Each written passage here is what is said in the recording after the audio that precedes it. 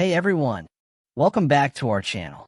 Today we're diving into a quick and easy tutorial on how to hide your stories from specific people on Messenger. First things first, open the Messenger app on your device.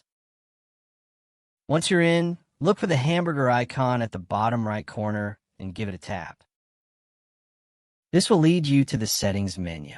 Next, at the top of your screen, you'll see the profile settings. Scroll down until you find the privacy and safety option. Tap on that, and then keep scrolling down to the What People See section.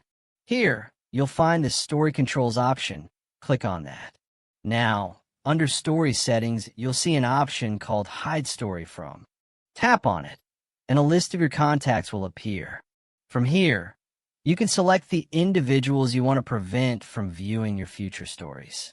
Once you've made your selections, simply save your changes, and you're all set. It's that simple. If you found this video helpful, don't forget to give it a thumbs up and subscribe to our channel for more useful tips and tricks.